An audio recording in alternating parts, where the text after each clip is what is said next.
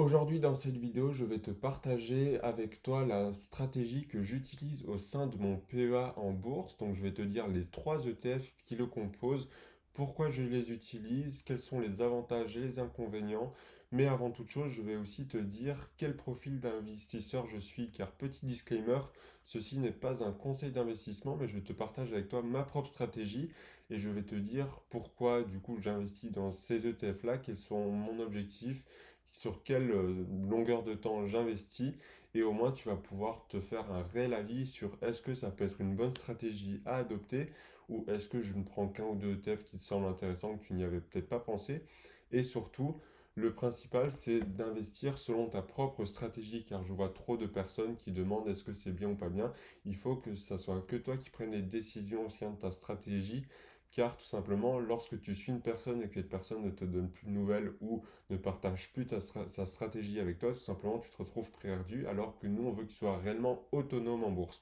Voilà, maintenant que ce disclaimer est fait, dans cette vidéo, tu vas pouvoir retrouver mes trois ETF dans lesquels j'investis, pourquoi est-ce que j'investis dans ceux-ci, et surtout, ça ne me prend que 5 minutes par mois pour investir avec ces stratégies, donc on ne se prend pas la tête avec celle-ci. Donc, on va commencer directement par mon profil d'investisseur pour que tu comprennes dans quel horizon de temps j'investis, quels sont mes objectifs, etc. Donc, comme tu l'auras remarqué, je suis assez jeune.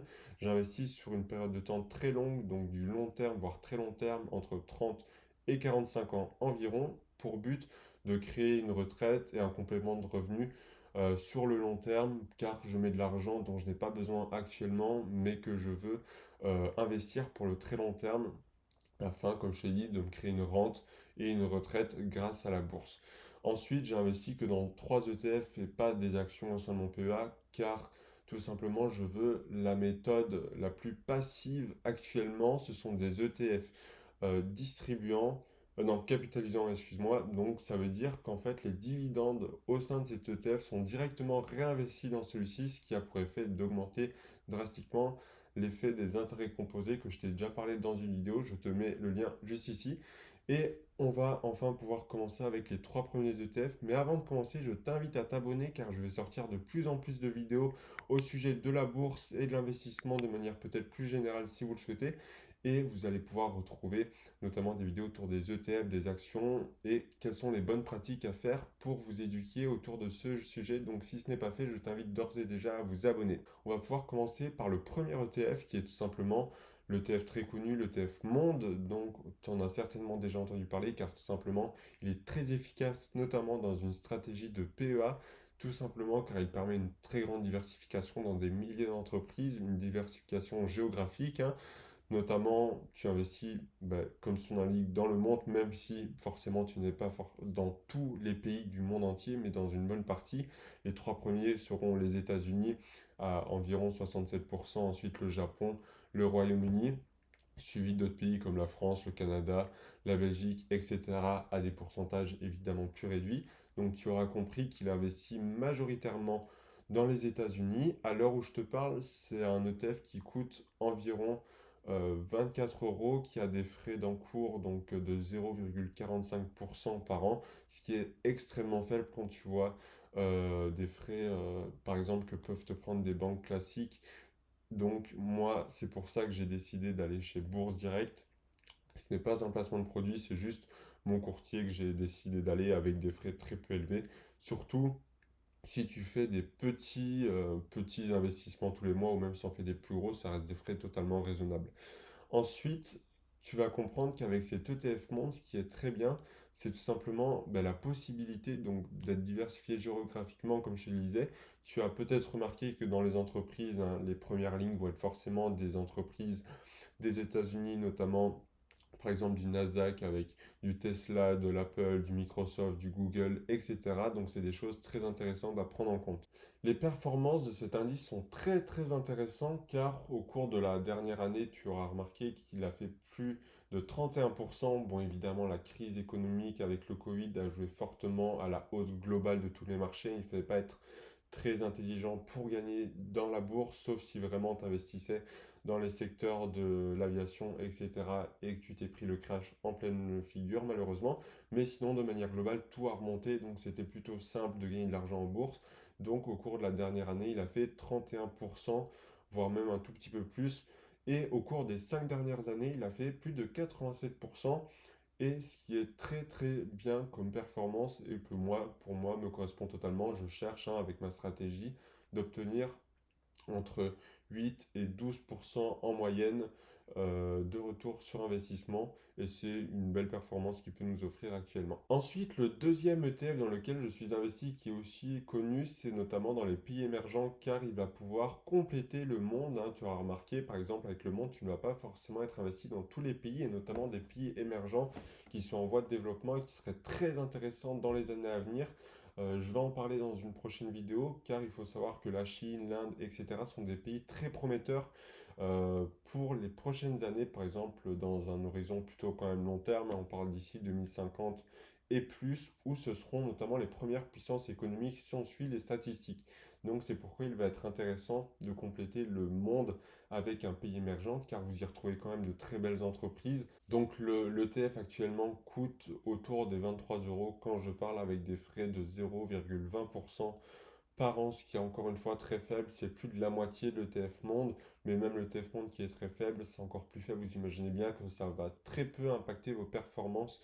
Et ce qui est bien avec cet ETF, il ne faut pas croire que vous allez être investi que dans des entreprises que vous ne connaissez pas. Alibaba, Samsung, etc. sont de très grosses entreprises, mais pas représentées par l'ETF Monde. C'est pourquoi il va être important et qui est intéressant d'avoir cet ETF-là, donc des pays émergents, car vous allez avoir toutes les entreprises du Japon, de l'Inde, etc., de la Chine, qui sont très intéressantes aujourd'hui à voir, mais que du coup, vous n'aurez pas accès avec un ETF monde, et vous allez quand même avoir de belles performances sur le long terme, grâce notamment, comme je l'ai dit, si vous visez le long terme, car on sait bien que la Chine et l'Inde risquent de monter en puissance ces prochaines années, et donc c'est une manière simple d'être investi dans ces pays-là. Je ne vous conseille pas forcément d'être investi à 100% car ça pourrait vous jouer des tours, notamment si dans les prochaines années en tout cas, car si ça ne monte pas aussi vite ou si ces pays stagnent un peu trop, malheureusement votre portefeuille ne va pas décoller alors que là justement en complétant un monde avec un pays émergent, ça peut vous permettre d'avoir toujours du dynamisme et de garder le potentiel de ces pays-là et être investi également dans des entreprises dynamiques comme Alibaba, Samsung, etc. Et enfin, on va pouvoir parler du dernier ETF qui compose mon PEA, qui va être tout simplement le Nasdaq 100. Donc, le titre, c'est tout simplement le PANX, P-A-N-X.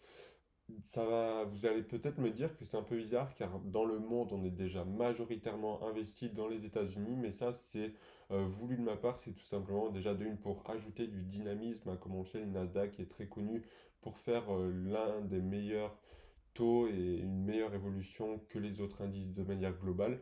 Et surtout, c'est une envie de renforcer mes positions aux États-Unis, notamment du côté de la technologie qui, je crois, est encore très prometteuse selon moi.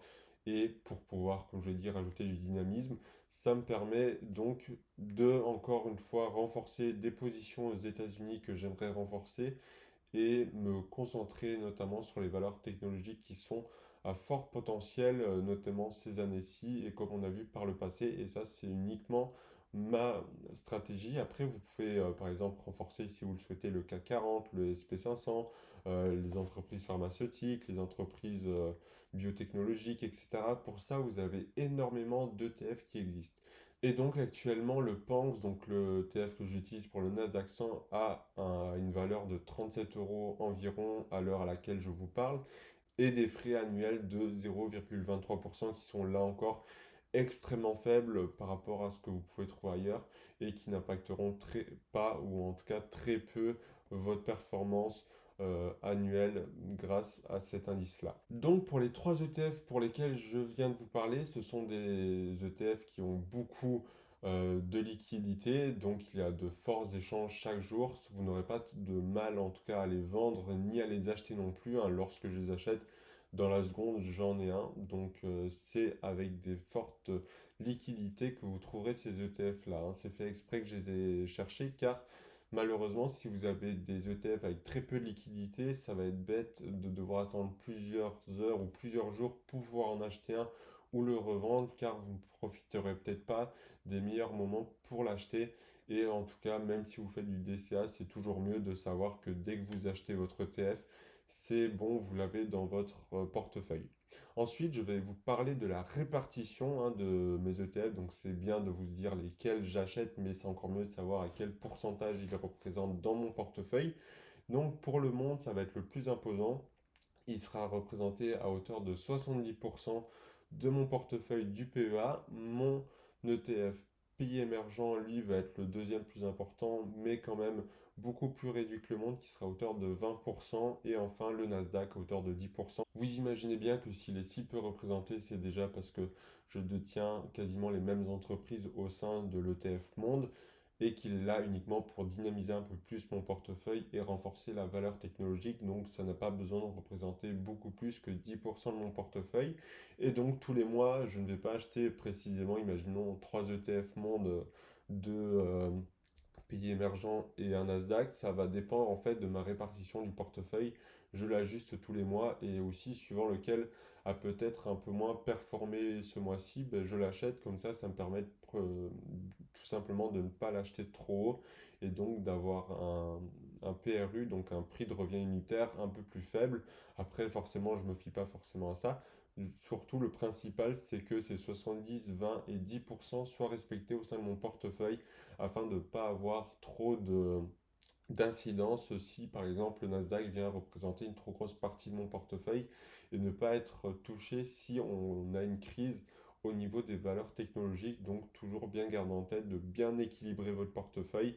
Les pays émergents, c'est la même chose. Je n'ai pas fait par exemple 40 et 40 pour le monde et les pays émergents car actuellement les pays émergents forcément évoluent moins vite et représentent une moins belle évolution annuelle de mon portefeuille boursier. C'est pourquoi j'ai préféré miser la plus grande partie sur le monde. Et évidemment, ça va être plus diversifié au niveau des entreprises. Et géographiquement, c'est des secteurs que je privilégie par rapport aux pays émergents actuellement. C'est pourquoi ça ne représente que 20% de mon portefeuille. Voilà, donc on arrive à la fin de cette vidéo.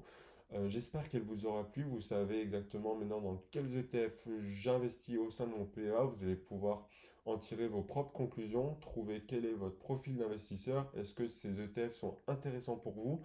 Et enfin, est-ce que tu penses chercher un ou plusieurs de ces ETF dans ta propre stratégie? Je te laisse voir ça et dis-moi en commentaire qu'est-ce que tu penses de cette stratégie. Est-ce que pour toi elle est bien? Est-ce qu'il y a des choses à améliorer? Voilà, je suis libre et je prends tes remarques en commentaire. On se dit à bientôt. Ciao.